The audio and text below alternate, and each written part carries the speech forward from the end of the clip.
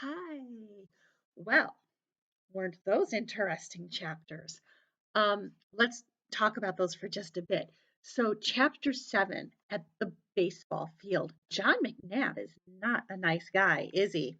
So, he's this huge kid, and it's not that unusual. I mean, if you remember sitting in the classroom, some of you were on the small side and some of you were on the huge sides. I mean, at sixth grade, you're all going through, some of you are going through growth spurts, some of you are not.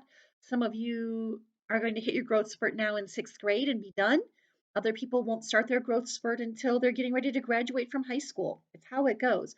So the fact that John McNabb is so much bigger than the rest of these kids, it allows him to be a much better pitcher.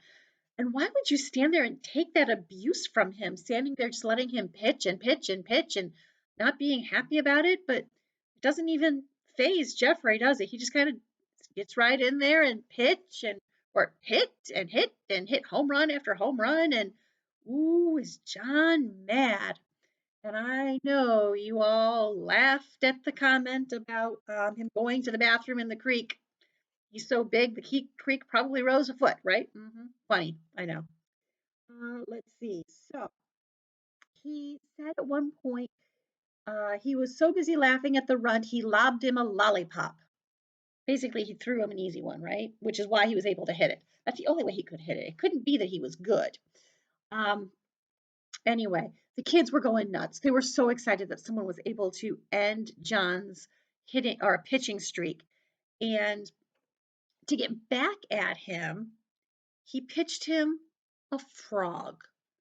Now, Jeffrey, having the wherewithal to catch the fact that this is a frog coming at him, not a ball, bunted, poor frog, and then took off. Love it. And this whole scene, can you see it like playing out in a movie? How funny that would be to see Big John chasing around this frog, trying to stop it and trying to get to Jeffrey in time. Love it. Love it. Love it. So these two baseball players, Jeffrey and John, are very talented.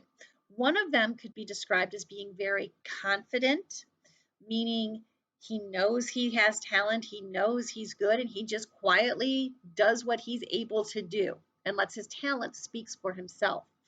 Um, the other one is rather cocky. Cocky is, oh, I'm good, I know I'm good, and I'm going to make sure I tell everyone I'm good.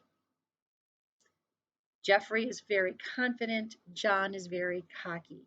Um, and there is that fine line to walk. I mean, it's one thing to be confident in yourself and know what you're able to do, but to be cocky, no one likes that. Everyone wants the confident guy on their team. No one wants the cocky guy. Keep that in mind. Anyway, in chapter 8, we found out that Jeffrey now has a nickname. They're calling him Maniac because he's just crazy, wild. I mean, he does all these ridiculous things, and they don't know what his real name is, but they've started calling him Maniac. And he doesn't have an address. He's homeless. He ran away. Remember a year before, he had been like running from one side of Pennsylvania to the other. Found himself here, and now he's basically sleeping with the deer at the zoo, which is really sad. I feel bad for him, really bad for him, because I mean you're living on basically carrots and apples and stale hamburger buns, and you can survive that way, but okay. Um, and he kept walking around town looking for Amanda to give her the book back. He finished it. He read it over and over again, and he kept it in perfect condition. He kept it with him all the time and kept it in perfect condition. That tells you something about his character, who he is on the inside, the fact that he promised her he would take care of her book and make sure he returned it to her. That says a whole lot about him. Okay, so put your thoughts about the baseball game in the class comment section. That should be a fun conversation.